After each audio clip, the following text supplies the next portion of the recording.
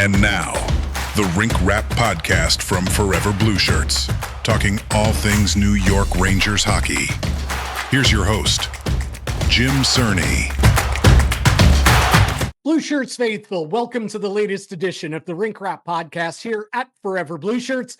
I'm Jim Cerny. Thanks for hanging out with us. Thanks for liking and subscribing over at YouTube if you check us out on video, and also liking and subscribing to the audio podcast, which you can get at Odyssey and all the other outlets. Wherever you digest your podcast, you'll be able to get the Rink Rap Podcast.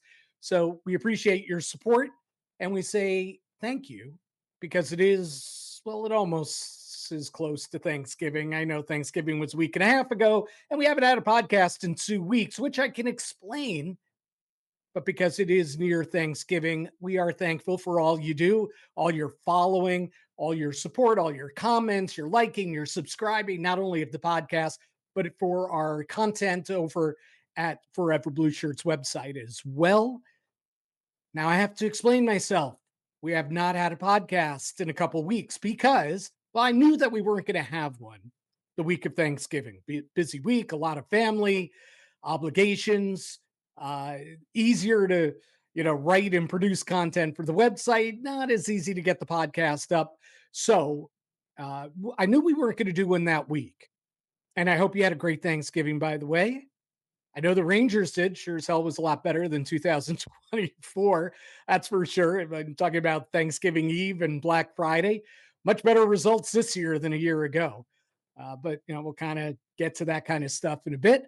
But then last week, had all the great intentions of doing a podcast, even though it was a busy week. Rangers had 4 games, as you know, but there was a lot to get into, right? There was that Thanksgiving success, or the success around Thanksgiving. There was that horrific effort or lack thereof against the Tampa Bay Lightning. There was a lot to get into. Massive games this past week for the New York Rangers, facing 3 of the best teams in the NHL, certainly from the Western Conference. A lot going on, a lot of opinion, a lot to get into. Except Cerny was flat on his back. And I'm not going to get into the ugly details. And trust me, they were ugly. But I was laid low by a really, really nasty virus that I just could not kick last week, nor could my family. I wasn't the only one down and out in this household. It was tough. Not looking for sympathy here, but just explaining. I don't think that you needed to look at me on the podcast or hear from me last week in the condition that I was in. But I do appreciate that you did continue to follow and read along. I was able to write, the normal amount of stories, game recaps, previews, analysis, features, all that kind of stuff, over at Forever Blueshirts. So thanks for following along. But I wasn't about to put you through listening to me or watching me, looking at me when, let's just say, I wasn't quite up to it last week. However, we're back. I'm healthy. We're feeling good. Rink Rap is back. And I think we're going to do a double dip this week. Rangers only played 2 games this week. So for sure, we're doing this podcast, and there's a lot to get to in this one. But I think we're going to have a guest later in the week, too. So look for another Rink Rap later in the week. Thursday at the earliest, Thursday or Friday, in between the games Wednesday and Saturday this week. Okay. Oh, you know what? I was about to launch right into the main topic, but I made the mistake of looking at myself on the camera here. Always a mistake, right? But I did, and I forgot to mention, I dug this baby up, right? I was going through my closet the other day, and I came across this beaut, Sparta Praha hat. Got this hat in Prague back in 2011, that trip the Rangers made to Europe during preseason and then to open the season, if you remember. Rangers were out in Prague, then went to Bratislava. We were in Switzerland for, I think, less than 24 hours. We arrived late at night, had a quick game in the afternoon the next day, and then, boom, we were on the plane and out of there, heading to Gothenburg, Sweden, which set up the Henrik Lundqvist return, triumphant return when the Rangers had the preseason game against Frölunda, and then headed to Stockholm, where the New York Rangers opened up the regular season, the 2011-12 regular season, with a game against the Ducks and a game against the Kings, if you remember. So, in any case, along the way in that trip, when we were in Prague, I went shopping one day with Marty Biron. And, he said, "Oh, I got to bring back some souvenirs for the kids. I'm going to get something from the Sparta Praha team store." And of course, Rangers played them in a preseason game as well during that trip. I'm like, yeah, I should get something too. So, anyway, long story short, there it is. My Sparta Praha hat. I still dig it all these years later. I admit I have not worn it in a long time because it was buried underneath about 2 dozen other hats in my closet. So cleaning things out, I was able to come up with this. So there you go. Long story short. By the way, side note, that 2011 trip to Europe was among the highlights of my tenure. I worked 10 years for the Rangers running their website, their in-house beat reporter. That trip was so much fun. It was 2.5 weeks. It was tough being away from home all that time, but the opportunity to see Prague, the most amazing city in Europe I've been um, to go to Bratislava, where we were greeted when we arrived in Slovakia by a massive billboard of Marian Gaborik selling some energy drink. It was a Marian Gaborik's photo, and he's selling an energy drink. And just hearing the boys on the bus just give it to Gabby. Look at this. Look at this guy.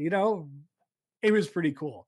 And then, of course, sharing in Henrik's very emotional return to play against Frölunda in Gothenburg, and just see the outpouring of love for Henrik. And, his whole family was there, and he played against his brother. And just to be a part of that was so cool.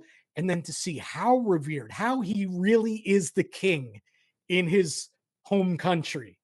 All right, quick side story. I know I'm going off on tangents here. Quick side story.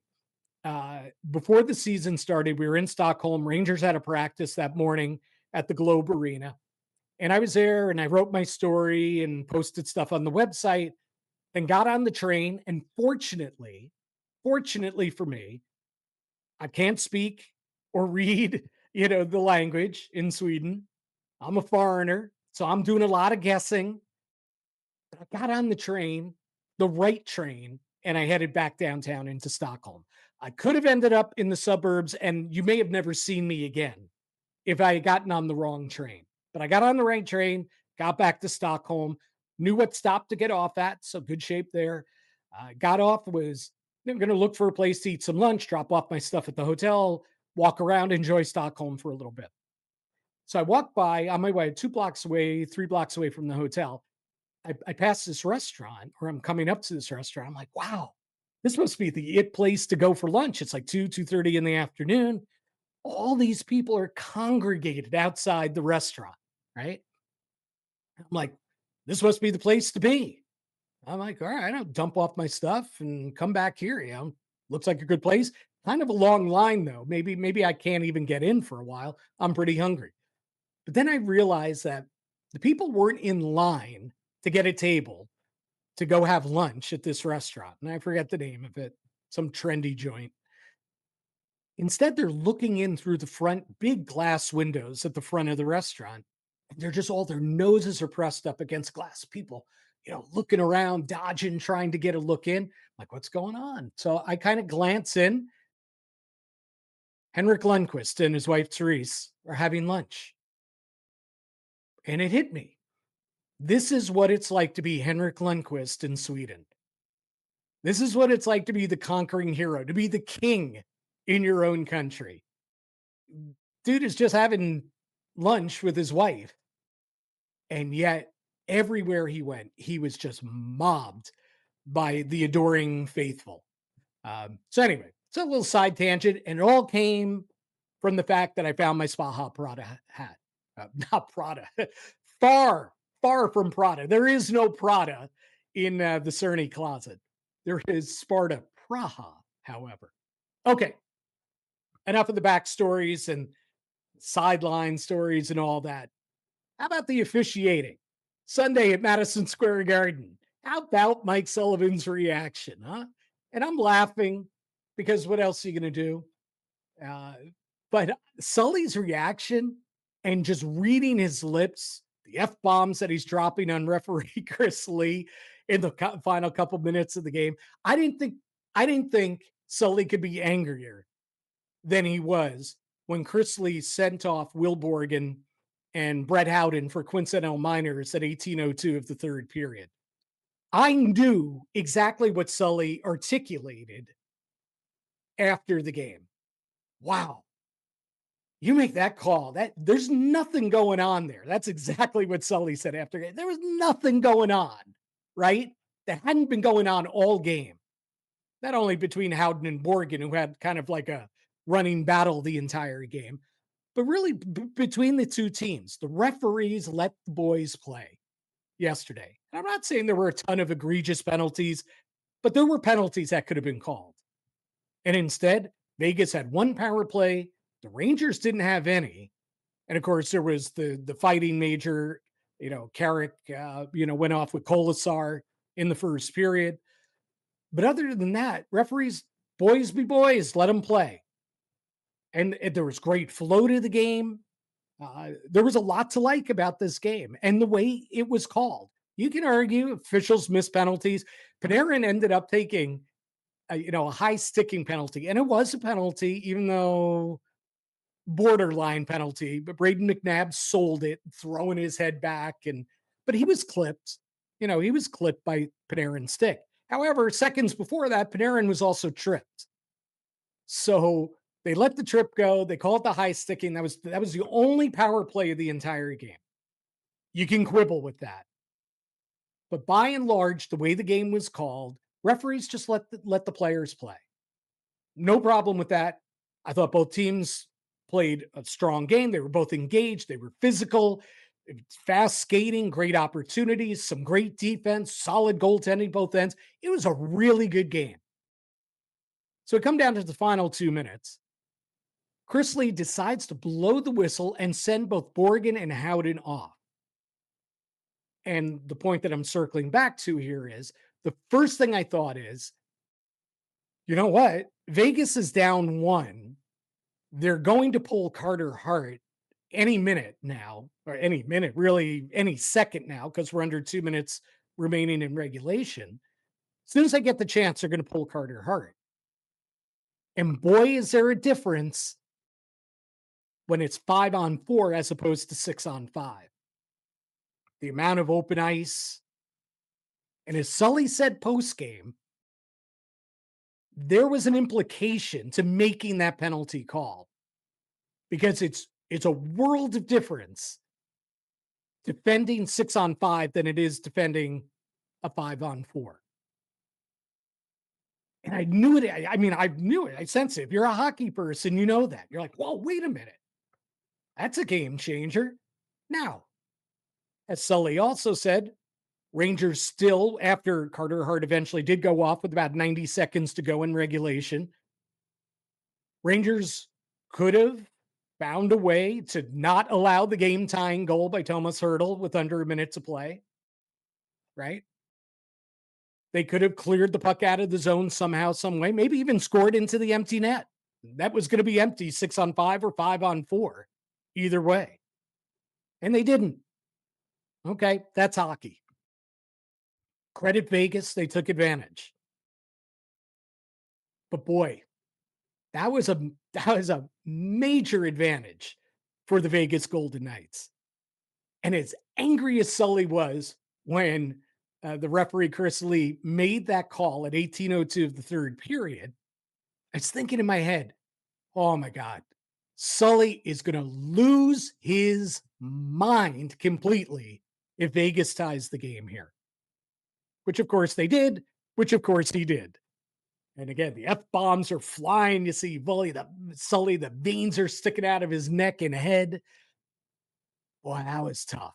Now, listen, Vegas is one of the best teams on the power play in the league, one of the most explosive teams on the power play in the league.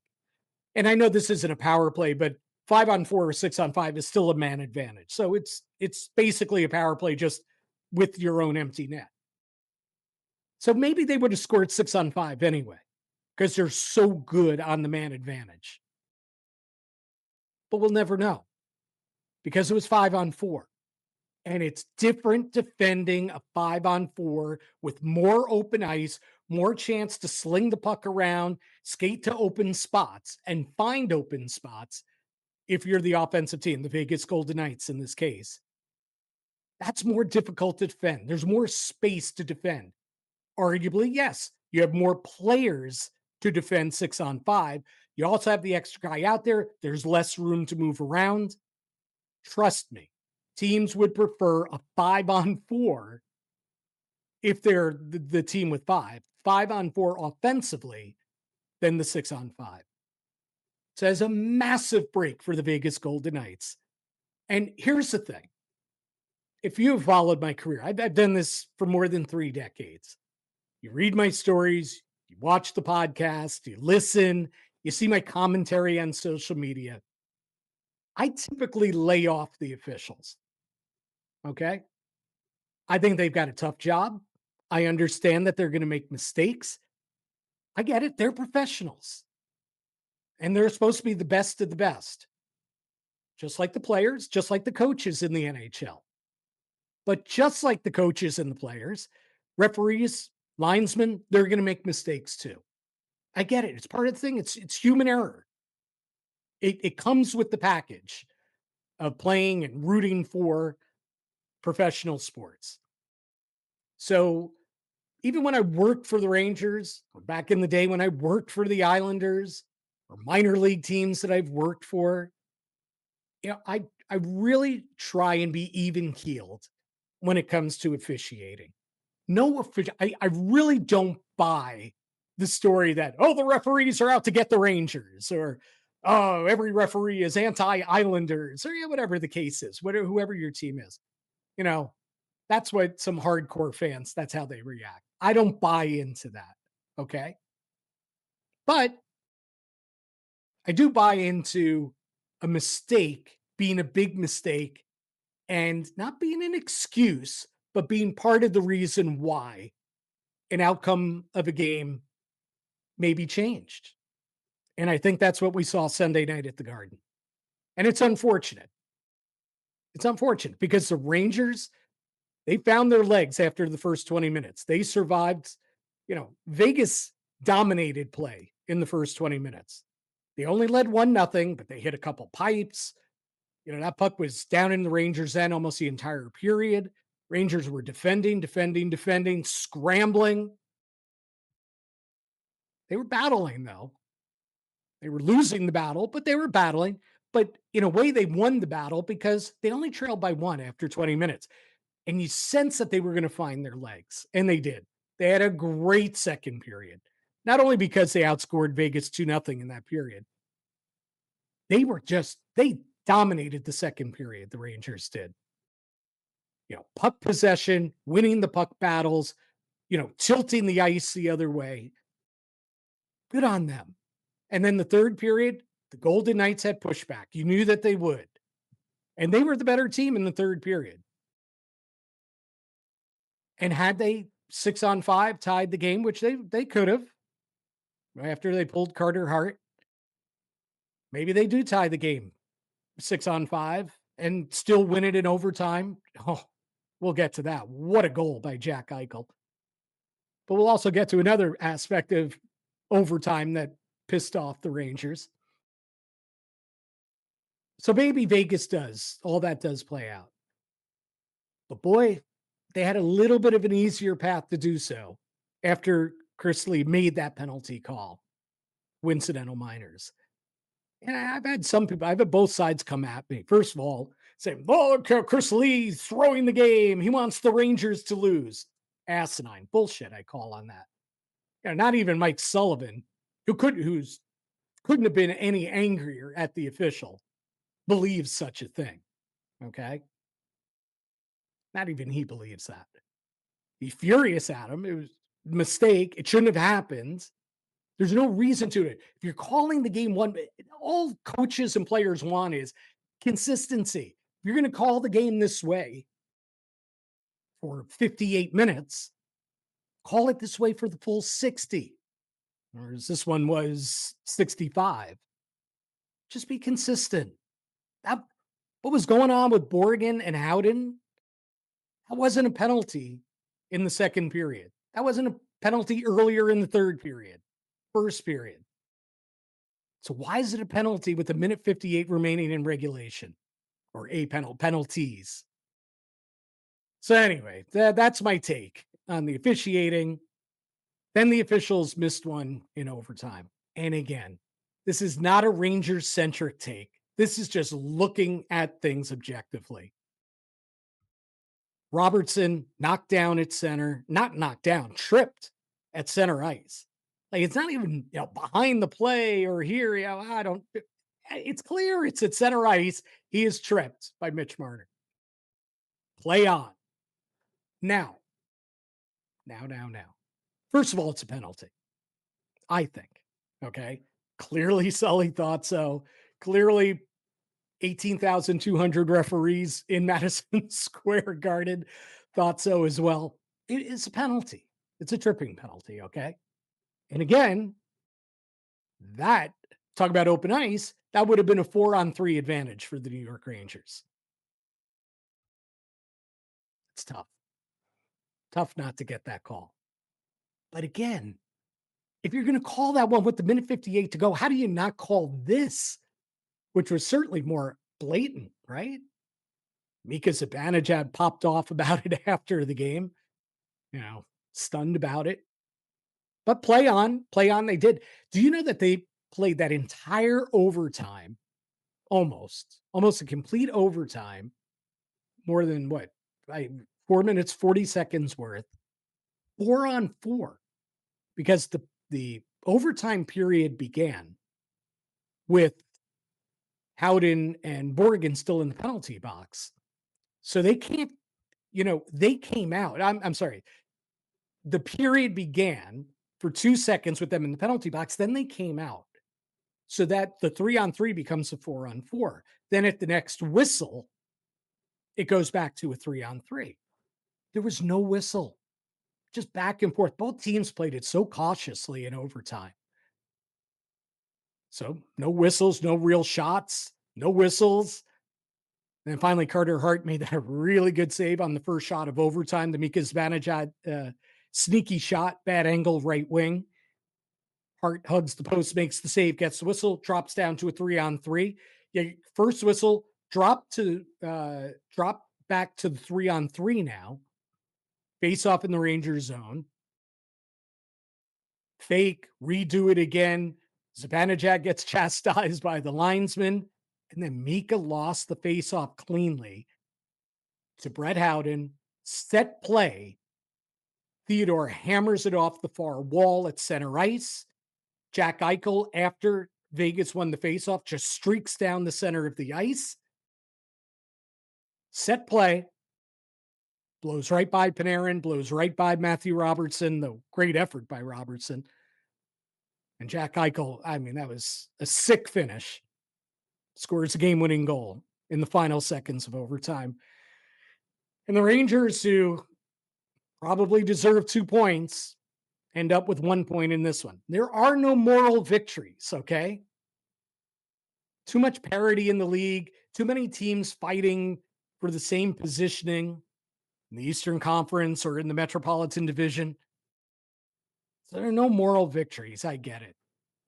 But boy, the Rangers deserve well enough to win. Played well enough to win. And who knows? Had Chris Lee not blown the whistle at that time, late in the third period, Rangers might have had 2 points and a real feel-good win on a back-to-back, against one of the best teams in the league. Coming off, a tough overtime loss, but not as tough because that was another feel-good, and I know no moral victories, but another feel-good point because Artemi Panarin scored with 40 seconds left in regulation, and the Rangers went from 0 points to getting 1, and okay, Colorado and Nathan McKinnon, scored the game winner, and they got the second point. The Rangers didn't. That's still, that was a good point on Saturday. You can argue it was still a good point last night. Could have been 2. And at the end of the day, I think a lot of the players there will tell you, yeah, hey, all excuses out the window, moral victories out the window. We were under a minute away from defeating the Vegas Golden Knights 2-1. which would have been a great win on a back to back, after going overtime against the league's best team the night before, after going overtime earlier in the week against Dallas Stars, the second best team in the NHL, after this rugged schedule that they've had, 19 games, 37 days, this crazy schedule. That would have been a great win, but they don't get it. That's my take on the officiating. Would love to hear what you've got to say. Make sure to hit me up at Jim Cerny, at social media on X. And yeah, continue to let me know what you think about that officiating in general. If you think I'm way off base one way or the other, love to hear it. I'd love to hear all arguments on this one. To me, pretty cut and dried, and I think the coach and I pretty lockstep on this one. So in any case, we'll take a quick break here. We'll come back with more of Rink Rap in a bit. We'll talk about how the Rangers met a really difficult challenge last week, and I'll explain why and what I liked about that. We'll get into a couple other topics as well, including Gabe Perreault or Conor Sheary. Which way we're going to go in the top six here, and at what point is it going to be this season? Is it going to be down the road? Will the kid get that opportunity? Does he deserve the opportunity yet? Does Conor Sheary deserve to be where he is? We'll talk about all that, the Adam Fox injury, and much more when we return. This is Rink Rap. Welcome back to Rink Rap at Forever Blueshirts. I'm Jim Cerny. Thanks for tuning in. Remember to like and follow us, subscribe at YouTube, and also on your favorite audio podcasts, including the Odyssey Network. Going solo this week, a lot of topics to hit, or I should say this show, because later in the week, we'll have a special guest for you. That'll come up Thursday or Friday on the next edition of Rink Rap. But still plenty to get to. Putting all the officiating aside now for the time being, last week was a big week for the New York Rangers. Okay. First of all, you knew going in when the schedule came out that this was going to be a difficult week. You had the Dallas Stars on home ice, Ottawa Senators on the road, and then a back-to-back weekend at home, but still a tough back-to-back against Colorado Avalanche and the Vegas Golden Knights. So that was, back in July or whenever they announced the NHL schedule. You said, well, that's going to be a tough week. Well, especially with the way things have played out for the Rangers and their struggles on home ice this year, and, how tight the conference is. And you knew this was going to be a tough week, even as the seasons progressed and seeing how the Rangers are playing and what have you.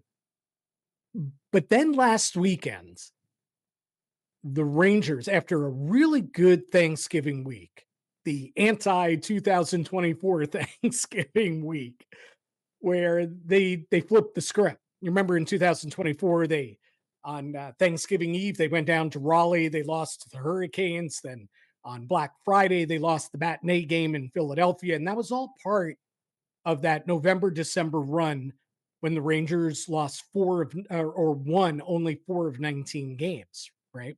When the season totally got away from them. Well, the Rangers flipped the script this year around Thanksgiving. Thanksgiving Eve, they went down to Raleigh. They get a win, big road win against a really good team, a banged up road team.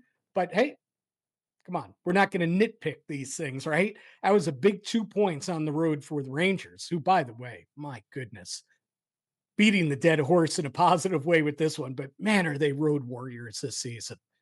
So you get that. And then on Black Friday, you go up to Boston and the Rangers smoke the Bruins 6-2. Like, that is night and day from what happened a year ago.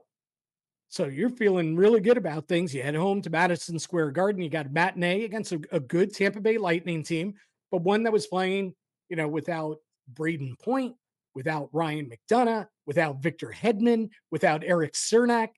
Like, that's a lot of guys, including one with the nickname of Cerny. Come on. That's a lot of Stanley Cup rings out of your lineup for the Tampa Bay Lightning. And the Rangers no-showed. They only lost 4-1 because of Igor Shesterkin's brilliance, but they no-showed. That was a damaging sign, right? You're like, what the heck? And his team's played some pretty good hockey here. Looks like they're turning the corner. And then worst thing from that game, you find out Adam Fox is injured. See him go off the ice in the third period after that big hit from Brandon Hagel. Find out the next day that he's going on LTIR, so he's going to be out at least 3.5 weeks, 10 games at least. And then you go, oh shit, here come the Dallas Stars. Maybe the hottest team in the NHL, second best record overall. Boy, they're going to invade us at Madison Square Garden, where, oh, by the way, we just never win this season. Then you look at, two nights later, we're going to be in Ottawa. Okay, they're not as good as Dallas, but that's an important Eastern Conference game, Eastern Conference opponent for the Rangers. Not an easy game. Brady Tkachuk now back in their lineup. And then, oh hell. we got the Colorado Avalanche and Vegas Golden Knights back to back in our building. You almost rather have those games on the road, the way Rangers play on the road. Hey, that's a week. And then the Rangers play a hell of a game against Dallas. Stick to it, stick to it, stick to it. Down 2-1, pull the goalie, get the tying goal from Will Cooley, and win it in overtime. Massive win. I wrote in my game story, yes, from my sick bed, wrote that game story. That was the win of the season. That was the biggest win of the season for the New York Rangers. Who they did it against, how they did it, without Adam Fox. Great win. And I'm like, okay, now what are they going to do in Ottawa? Are they going to slide back? They're going to build off this great win? Or are they going to take their foot off the pedal? Okay, Ottawa's not as good. We play better on the road. No, Rangers stuck to it. I wouldn't say they were as good as they were against Dallas. They were plenty good. Defensively, physically engaged. Again, Igor was terrific. Never trail. Another road win. Now 13 road wins on the season. Pretty good. Back to back. Here we go. Feeling good. Measuring stick Saturday night at the Garden. Saturday afternoon at the Garden. Let me tell you, that was a hell of a game. And I know the final score ends up being 3-2 Colorado in overtime.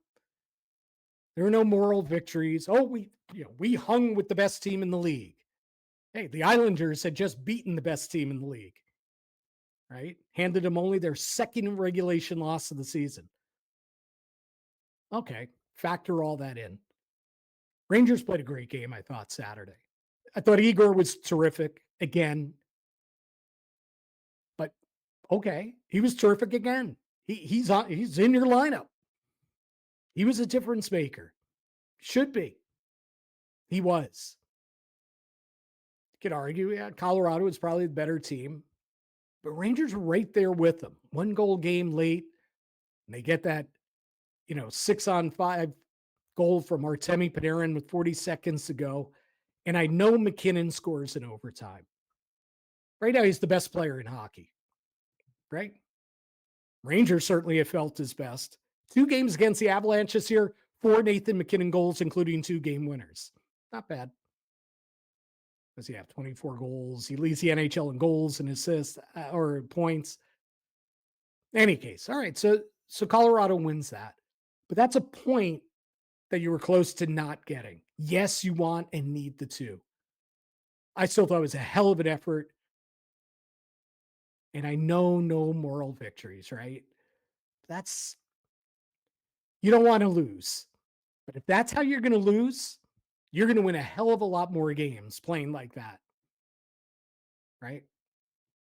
So then the question becomes, okay, is there any letdown after putting up that kind of effort and falling short in overtime against Colorado?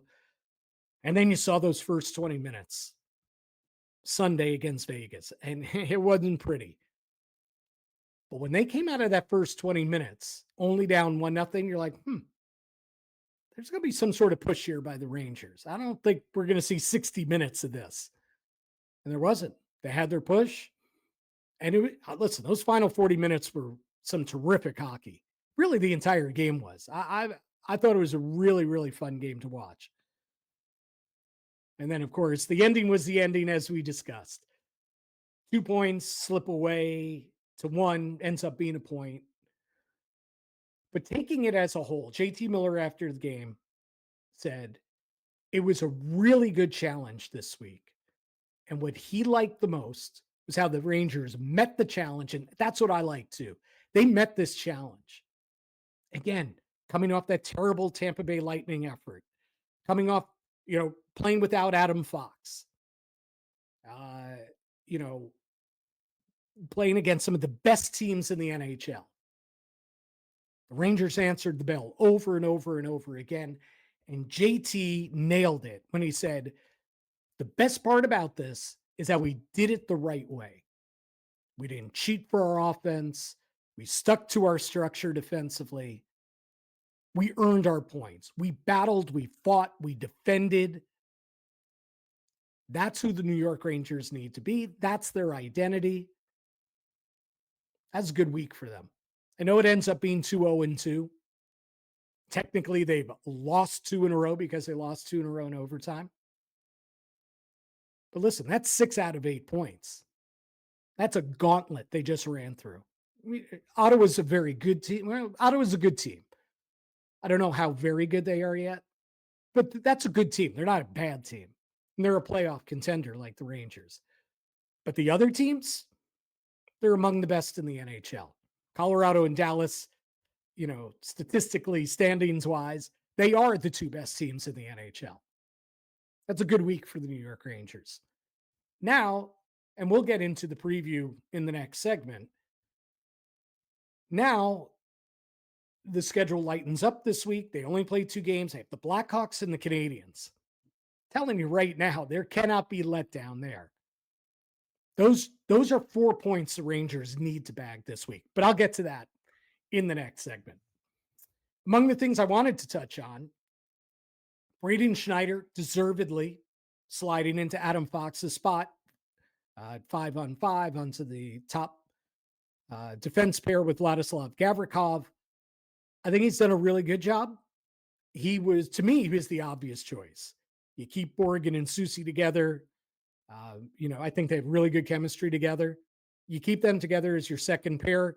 Scotty Morrow, who I think is fared him pretty well and getting more and more responsibility these past 4 games with Fox out of the lineup. But at this stage, he's a third pair defenseman, right? He's the guy you shelter. Braden Schneider's not the guy you shelter now in his, 5th, 6th season in the NHL. So Schneider was the right call to move up. And I think by and large, he has done a very good job against much better competition than he typically plays against shift after shift after shift. It's not like he's, never played against Nathan McKinnon's line or never played against Jack Eichel's line. Of course he has. But shift after shift after shift after shift of playing against the other team's top players, Braden Schneider's not been in that role. I think he's handled it well. Of course, he was out there for, important goals against. He was out there, when Vegas scores the first goal of the game, when Vegas ties the game with under a minute to go. Schneider's out there. He's part of that. So, there's some give and take. It hasn't been perfect. I know with Schneider on the ice, Rangers were badly outshot Saturday against Colorado. But I think by and large, I like what I've seen out of him. And Gavrikov is Gavrikov. And even on the giveaway, I know. He listen, it was his turnover that led directly to Vegas's first goal on Sunday. But there is a lot to like about Vladislav Gavrikov's game. Overtime winners, tying his career high with 6 goals, assists, getting pucks towards the net, all of that. That's almost like gravy. It's what he does defensively in his own end and helping the Rangers set the tone of how to play defensively in their own end. That commitment, using your brain, using your physicality, all of it. Discipline. Gavrikov sets that tone for the Rangers in their own end. Love what he's been. Steal $7 million a year. Now, I get it. He's 30 years old. How's that contract going to look in 6 years? We'll see. Right now, it's a steal. He is one of the best defensive defensemen in the NHL. And oh, yeah, as I mentioned, he's scoring in overtime, he's scoring big goals, and he's producing offensively as well, especially with Adam Fox out. How about Will Borgen scoring a big goal the other night? Ends up being the game winner. Carson Soucy with a goal the other day. Rangers getting contributions, throughout from their defense core with Adam Fox out. So far, so good. 2-0-2 without Foxy in the lineup. Again, we'll see. Got to continue it. There was a rumor late in the week. Elliot Friedman said he had heard that the Rangers looking for a power play quarterback with Fox out of the lineup. Now, you mentioned Erik Gustafsson's name. Certainly on the surface makes sense. Gustafsson was here a couple years ago. In fact, when Fox went down with a knee injury, missed 10 games in 23-24, you'll remember it was Erik Gustafsson that bumped up in the lineup, bumped up in power play responsibility, and produced it better than a point per game average. He had 11 points in 10 games. Really filled that role well, really stepped up with Adam Fox out of the lineup. So it makes sense. Detroit, right now he's just an extra body for them. He's played almost exclusively in the minor leagues this season. It has not gone well for him over 2 seasons since signing with the Red Wings. Probably Red Wings would trade him, right? I know he's a depth guy now, so, maybe they want to keep him around. Should they have injuries on their own blue line? He's a veteran NHL guy playing in the, American Hockey League now. But Rangers very well may have checked in on Erik Gustafsson, his availability. But it made some sense. Not sure about the Rangers 5-man power play unit. Does frighten me with Artemi Panarin back there. Not that he can't create, man. The dude can create. But I'm waiting for the next breakdown or 2 or 4 that end up on shorthanded breakaways the other way with him manning the point. But okay. 5 forward set up right now. Rangers have not scored on the power play with Adam Fox out of the lineup. They've had some great looks. They've had some terrible power plays. Panarin not in his normal spot. He says he likes filling that Adam Fox quarterback role. But looking into getting another power play quarterback certainly makes sense. Sorry, hit the microphone there. And Gustafsson made some sense. It wouldn't cost a lot. He doesn't make a lot of money. And when Fox came back, you could put Gustafsson on waivers, send him back to the minors if you wanted. But here's the reason why I don't like that. I get it. I get the argument. And Elliot Friedman discussing it and saying, Rangers are looking for somebody. I think Scott Morrow's that guy. If you know that Adam Fox is not going to be out for months. Oh, Adam Fox is out 3 months. Like if Fox is on LTIR and he's going to miss 10 games. Well, he's already missed 4. He's almost halfway there. Now, I'm not saying he's going to be back in 10 games because we don't know. Rangers haven't said. But if the Rangers know, and there's no indication right now that Fox is going to be out months, certainly not for the rest of the season, but not even for months, then I think you ride it out. And I think if you break away from that 5-forward top power play unit, you slide Scott Morrow up into that opportunity. He's the guy. He's already here. That plays to his strengths. He's already gaining confidence, now playing 15 minutes a night on the third pair, quarterbacking the second power play unit as well. He got over a minute of power play time against Colorado. Let Morrow be that guy. I don't think you have to give up any assets. I don't think you have to add any more money to the salary cap.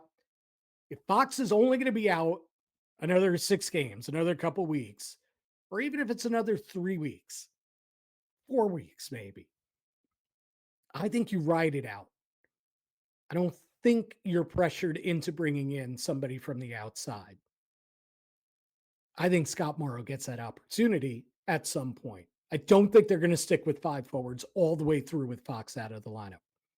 So in any case, uh, kind of that brings us up to date. I'll give you a quick thought on Gabe Perreault and Conor Sheary in our final segment. We'll also take a look ahead at the Rangers week to come against the Blackhawks and Canadians. And we'll do the rest of that. We'll wrap up this latest edition of Rink Wrap when we return. Back here on the Rink Wrap podcast at Forever Blueshirts. I'm Jim Cerny. Thanks for joining us this week, or for this edition of Rink Wrap, as I mentioned earlier, but I keep making the mistake of just saying this week. We should have a second podcast later in the week as well. We'll try and put together a special interview for you. So be on the lookout for that. Follow me on X at Jim Cerny. Follow us on Twitter, X at Forever Blueshirts. And please like or subscribe at YouTube to the Rink Wrap podcast, as well as any and all other audio outlets that you tune into, including the Odyssey Network. Okay, couple just quick thoughts. We're going to bang them off here and do a quick preview of the week before we wrap up the podcast. Let's start with, I keep talking about, or I keep mentioning Gabe Perreault and Conor Sheary. The reason why I'm doing that is because Conor Sheary's been playing in the top six for the New York Rangers since he returned to the lineup. He was scratched for 3 games. Now he's been back in there, was back in there this week, scored his first goal of the season. He's played 27 or 28 games now. He's got 1 goal on the season. But he's contributed in so many ways. And I agree with Mike Sullivan, who points out that Sheary helps him in so many areas. You know, speed, energy, smarts, playing a 200-foot game. He defends hard back in his own end of the ice. I know there are a lot of Conor Sheary detractors out there, and I'm not saying Conor Sheary should be in the Rangers' top 6, okay? You're probably not winning a Stanley Cup with Conor Sheary in your top 6. Let's just get that out of the way now, despite all the chemistry he's building with JT Miller and Vincent Trocheck. But he's not the detriment everybody's made him out to be, okay? He has filled his role here.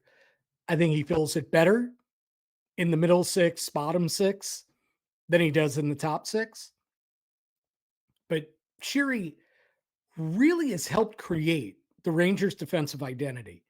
Like, if you're a Rangers forward, watch Conor Sheary play his game.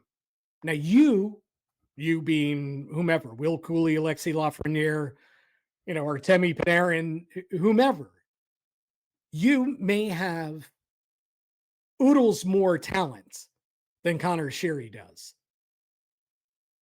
So bring your talent, but you watch him and follow his lead in how he plays the game. North-south, win puck battles, speed, tenacity, all over the puck, right? Good decision-making, not a risky player. And oh yeah, neutral zone, win puck battles, cause turnovers. Your own zone, defend hard, come back, defend hard, 200-foot game. That's what you want out of your forwards. I get it. Conor Sheary's not your most talented guy. He's not one of your probably top 10 most talented forwards. I get it. But he's been a key guy because he understands Mike Sullivan. He understands Mike Sullivan's style. He understands what Mike Sullivan's trying to do here. And I think he's done a hell of a job so far. Mike Sullivan has. Kind of changing the mindset and the defensive structure of the New York Rangers. And Conor Sheary's a disciple of that. So good on Conor Sheary. Big goal this week. Boy, he had a breakaway. That would have been a massive breakaway early in the third period against Vegas. Had he scored there, it's 3-1. Rangers probably go on to win that game. But he stopped on a breakaway. Now listen, that's hockey. Because, a few minutes later, it was Jonathan Quick making a massive save against Ivan Barbashev on a breakaway too. That's just hockey. But so that's Conor Sheary. When does Gabe Perreault become that top six guy? He got a brief test earlier this season. Clearly, Sully didn't think that, Gabe Perreault was ready defensively to play in the NHL on a regular basis, nor in the top six, because, top six usually plays against top six. Not always. Sometimes you get, a strict third line checking line against you, but you're going up against somebody's best. Either you're going up against their best forwards or most skilled forwards, or you're going up against a really, really good checking line, veteran, big, rugged checking line.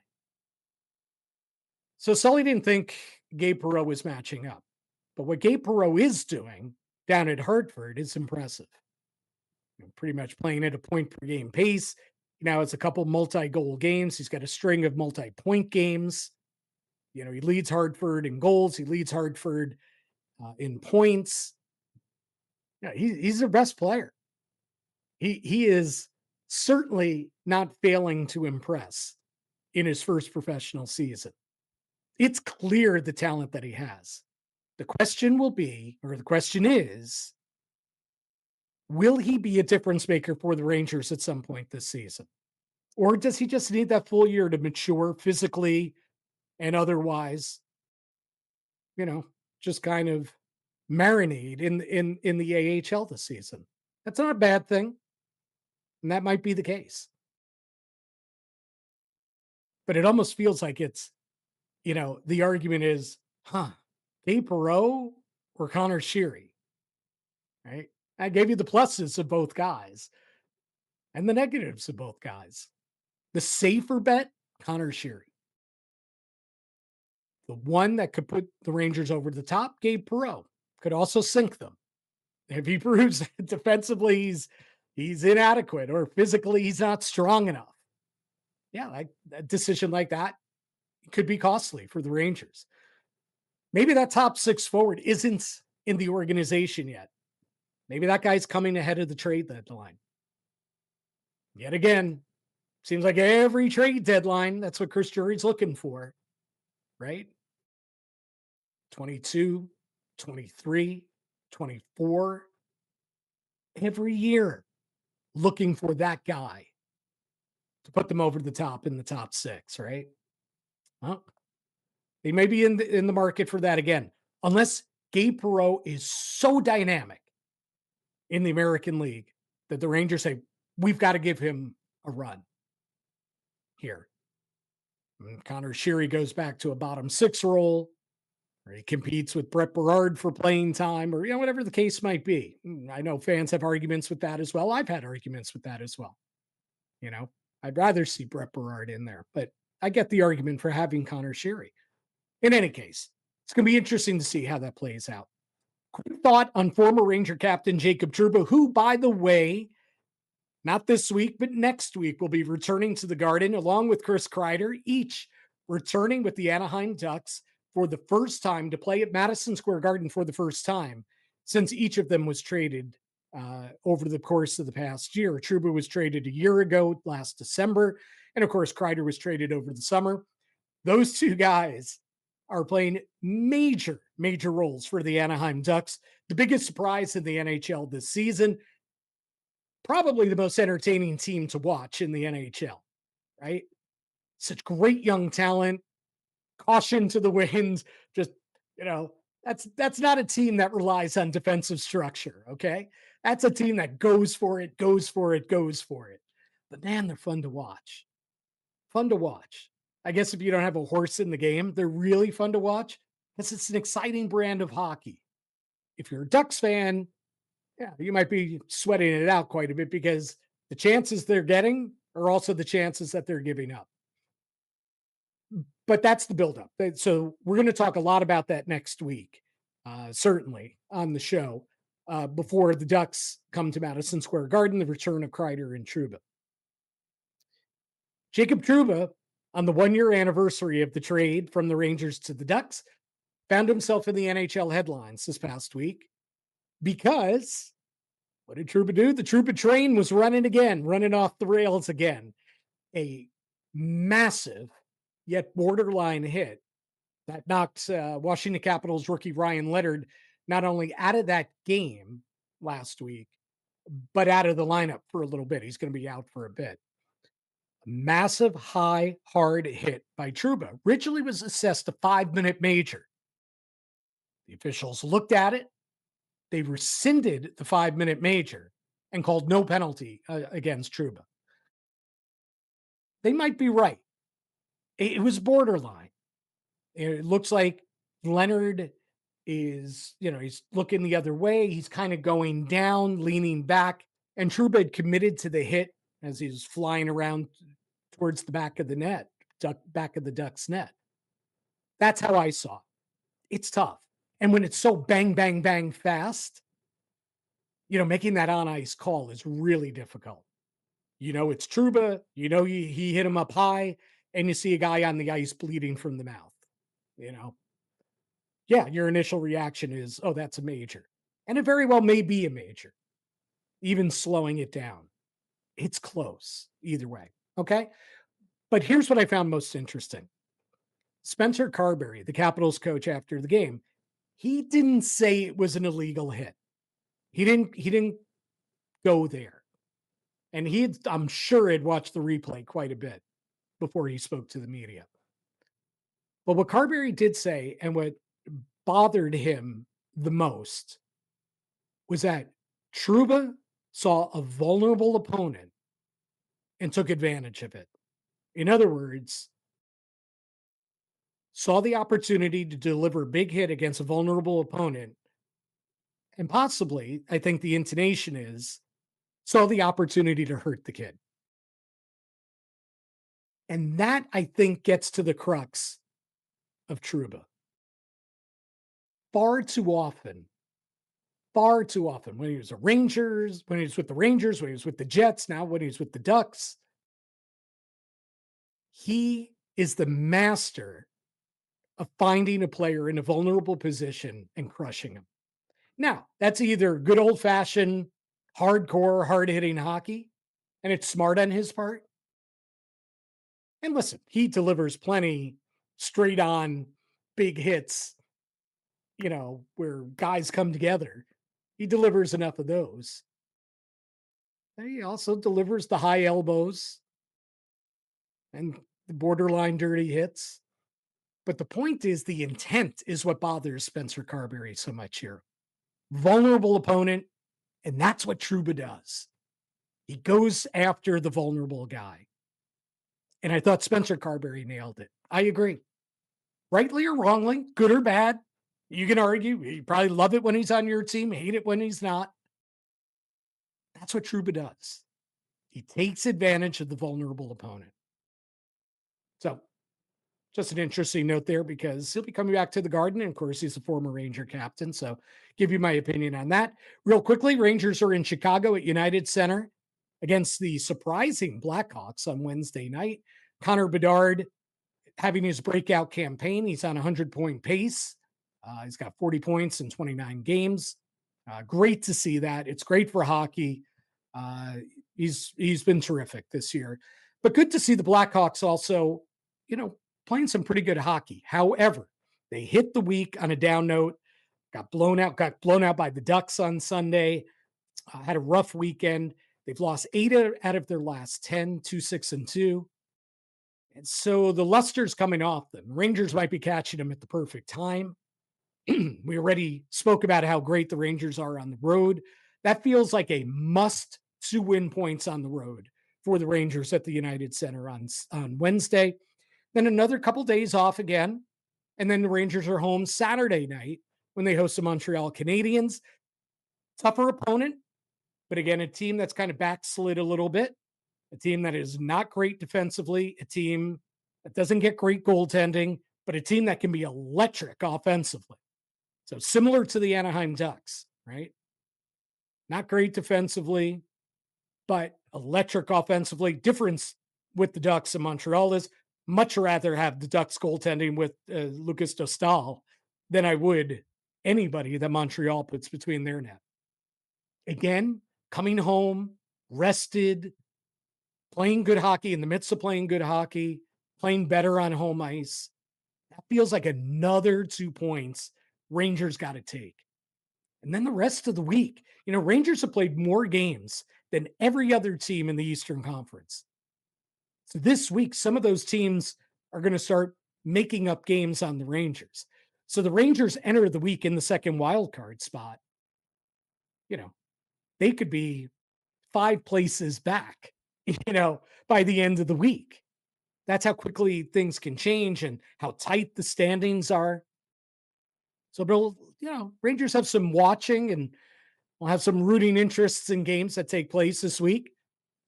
But that's where they sit heading into the week. Only 2 games. Feels like that they really need to get these 4 points. Blackhawks and Canadians this week. And then next week, we'll get into this. Next week's programming.